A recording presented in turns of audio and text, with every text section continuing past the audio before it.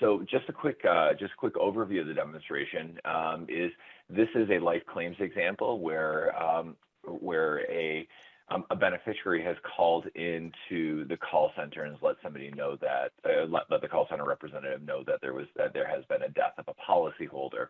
In this case, we're working with a policyholder named John Murphy. And the call center representative is going to take some basic information and validate that that is a beneficiary, and then initiate an IQ interview. You're going to see the IQ interview being initiated directly from Salesforce, but it can be initiated a few different ways, either standalone from an employee dashboard or from a system of record like you'll see here. From there, we're going to pass the interview off and invite John's beneficiaries into completing their portion of the life claim so that they're able to sign off on that document. So I'm going to be wearing a couple hats. Right now I have the hat of a customer service representative on, and I'm working within my system of record. I brought up John Murphy's contact and, just take note of this address and some basic information, so the Hollywood Boulevard address as an example, because you're going to see this information be pre-populated throughout the interview process. So as the CSR, I'm going to go ahead and use the Salesforce button in this case and say I want to initiate a claim, and you're going to see that there's going to be a new window that pops up that's going to provide some basic information, pre-filled information for the CSR to work with. Now, one of the first things that you're going to notice is this experience is branded with Accordant branding. Accordant is just a fictitious brand that we use here at Smart Communications to keep all of our demos consistent. But it's important to note that SmartIQ can be branded to meet the marketing and branding standards of any organization. So this means that if SmartIQ is embedded within a customer portal, for example, it will match the look and feel of that portal. So it doesn't look like you're using a third-party solution. It looks like you're using a solution that is provided within that portal itself. So here you can see John Murphy's information has been pre-populated, including his policy number and his first and last name. And then on the left-hand side, you can see that there's different beneficiaries that are associated with John Murphy that have also been pre-populated. As I click next, you can see here's information for Janine Murphy, and you can see Janine Murphy's address is still the same address that that came pre-populated from the system of record. And the only thing I need to do is I need to enter in an email address for her. I'll select next, and we're going to get Cameron Murphy's information. Same information being pre-populated, except it's a different person, and I do have to enter an email address for Cameron as well. In this case, I'm going to use both the same email address. So what you're going to see is two invitations, one for Janine and one for Cameron, coming into my email box. So when I go ahead and click Send Interview, what's happening is this is triggering SmartIQ to invite Janine and Cameron in to the data collection. So what I'm going to do next is I'm going to go ahead and switch hats. And the hat that I'm going to put on is either the hat of Cameron or Janine Murphy, and I'm actually going to switch over to a mobile phone that's going to allow me to start off this interview process. So you can see I've received an email. It's a nice looking HTML email that has a call to action button here in the center, as well as an access code. This allows somebody here again into the interview. So let me go ahead and copy this access code. Let me click Start Claim, and I'm going to open this up in my Chrome browser, and you're going to see I'll be presented with a screen that's going to allow me to enter my access code and then click Login. Now I have the hat of either Cameron or Janine Murphy on, where I can now walk through the different steps required in order for me to complete this interview. You can see that there's a little hamburger menu up here in the upper left-hand corner that has information or has all of the different steps that are going to that I need to go through in order to complete this interview. I'll select Next, and you can see here's some information here again that's been pre-filled from the system of record, which includes the policy number, John's information, as well as John's email or John's address information. You can see the first question is just a text question, but there's a help bubble that's associated with it that will allow me to the designer to add additional context for this particular question. So I can go ahead and close that help and say, well, maybe John was also known as Johnny Murphy. So I can go ahead and type that in there. I can scroll down a little bit, and you can see some additional questions. Now, these additional questions include what's the legal residence and so forth. The questions don't matter as much as the concept of the reflexive questioning or the being able to drive a highly relevant interview for this particular individual. So I'm not going to show questions that are not applicable to this person, but I'm going to ask some additional questions to gain some context of what is applicable and what's not. So legal state of residence, if I say yes, you can see nothing too much happens in my interview. But if I happen to say no, you're going to see this interview dynamically change, and it's going to ask me what was the legal residence. And now I have a drop down, which includes all the states and all the states within the U.S. So let me go ahead and select back here, and I'll say, well, yes, California was his legal residence, and then I can answer some additional questions. Now it's going to ask me questions about John Murphy's marital status. One thing to note here, you can see John Murphy's name has been included within the question text. This is that level of hyper-personalization that can be achieved with Smart IQ. So it's not just about pre-filling information, but it's also utilizing this information in the question text to drive that personalized know your customer experience. So I'll use this drop down here, and it says, well, if John was married, it's going to ask me some information about John's marital status. You can see it'll ask about spouse and whether John was ever divorced. If I choose single, it'll ask if he's ever divorced. If I choose divorced, it'll give me the information about ask me information about the ex-spouse, the date of the divorce, and so forth. So I'm going to say he was single, and I'm going to say no, he was never divorced, and then I'll go ahead and click next. So this will get me to the next step within this process. Well, let's just happen to say that I don't have time to complete the remainder of this interview currently on my mobile phone. So what I'm going to do is I'm going to go ahead and close out this tab, and now I'm going to switch back to a PC experience.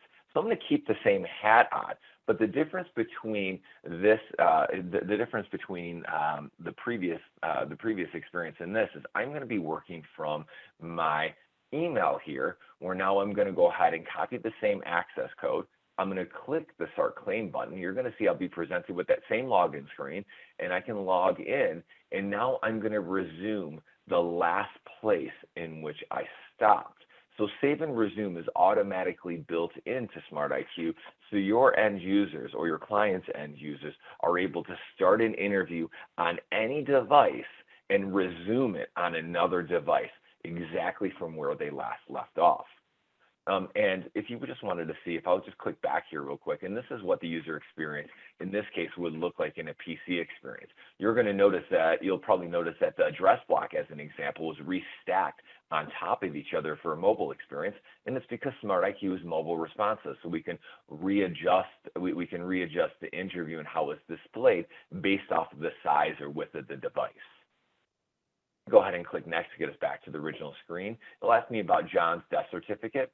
I can select yes here, and you can see it'll allow me to upload a PDF. Now, an interesting little story about this particular interview is this is a real-life interview that's being used today, but the client was noticing some drop-off at this question because there wasn't conditional logic that says, you know, do you have this or do you not? And there was just a question about, can you provide the death certificate? And the end users were stopping the interview because, well, they didn't have the death certificate at the time, or at least in some cases. Well, once they've noticed that and was able to understand where drop-offs were happening, they were able to add in an additional question to add some context. Says, if you have it, yes, we'll provide it. If you don't, not a big deal because it will be optional if you don't. So I can go ahead and select no here. Now we can select manner of death, which is just a drop down, and you can see that multiple choice or multiple choice questions can be depicted in a few different ways. It can be depicted as a drop down or toggle buttons, as you see here. And you're going to see things like radio buttons, check boxes a little bit later in the interview. I'm going to say that it's a natural death, and he had a heart attack. I'll select next, and it'll give me information about me. So in this case, I'm Cameron Murphy, and you can see most of my information has been pre-populated from the system of record. But for some reason, we didn't have the birth date for Cameron Murphy. So I'm going to go ahead and add that in. Now, we have the concept of date fields, which can be either a date picker where you have a little calendar in this case, or in this case, we have date fields where it'll allow me to just type in my birth date information. I'm going to say, yes, I'm a U.S. citizen. But if I didn't happen to be a U.S. citizen, I can go ahead and select this, and it'll allow me to choose a country of citizenship. Now, this country of citizenship is a list that is a data source. In this case, it's a CSV data source that lists off all of the countries within the world, very similar to how we can do states within the U.S. or provinces in Canada. So data sources are a good way for us to retrieve information from systems of record, but also be able to leverage static or enumerated lists, such as states within the U.S., so that we're able to provide drop downs. So somebody doesn't have to type in the state, or they don't have to type in their country of citizenship. I'll go ahead and say yes, it's a U.S. citizen. We'll select next one more time. Here's address information. Now notice this address information, this address block looks awfully familiar to the same address block here on that first page. Well, this is because we have a concept called fragments, or reusable pieces of user interface that allow us to manage a resource independently of a individual application, and maintain that individually, which offers a lot of benefits, including reduced time to market for net new applications, as well as making maintaining applications that much easier, because you can change it in one spot and it propagates across the entire enterprise. Now, I'm going to go ahead and answer no. It's a different address for my mailing address, and you're going to see a slightly different address block here. This is because we're using an example integration, in this case with a third-party service called Smarty Streets, where it provides a type-ahead view or Google Map-ish type view of an address block. So now I can go ahead and type that in and have an autocomplete, so it allows me to now retrieve that address and have it be a United States Postal Service validated address in this case.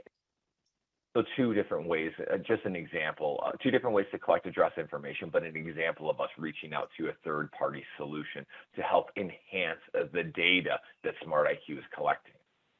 I'll select next one more time. It'll talk to me about payment options. So how do I want to be paid out on it? So this will provide a few different options here. I can say lump sum check, and you can see it's going to be mailed to my mailing address in this case, which is that address that I typed in. I can choose a direct deposit, where will allow me to now select a savings or a checking account, as well as upload a copy of a voided check. And I have a few different options here, which will solicit different pieces of information from me based off of the options that I chose, the option that I chose. So I'm going to say it's going to be direct deposit checking account. I'm going to upload a copy of a voided check here, and I'll just use a check PDF that I have here on my file system. I'll click Start Upload, and then now that is attached to this particular transaction. Now, when it comes to file uploads, we can do a few different things. We can collect this information, we can pass it to a system of record, or we can include it within the e-sign package. I'll select next one last time, and then we'll get to the submission. You can see there's an obligatory fraud statement, where now I can go ahead and click the Start Claim button.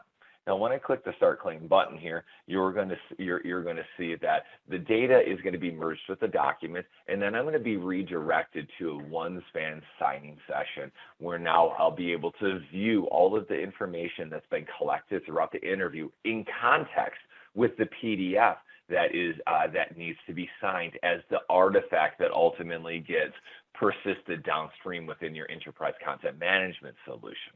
And you can see the deceased information has been populated here with all of the information that's been collected through the interview. Cameron's information has been populated here, as well as lump sum payment options, etc. So now I can go ahead and scroll down, or I can click the next button here, where it's going to now allow me to sign off on this document.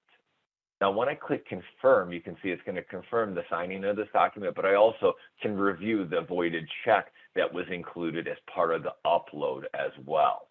So now I can go ahead and click accept, and now this e-sign package has been completed, and the transaction is done for Cameron Murphy. Now, as you can imagine, the same transaction for Janine Murphy, or the same user experience would happen for Janine Murphy if I were to go and complete the interview from her email.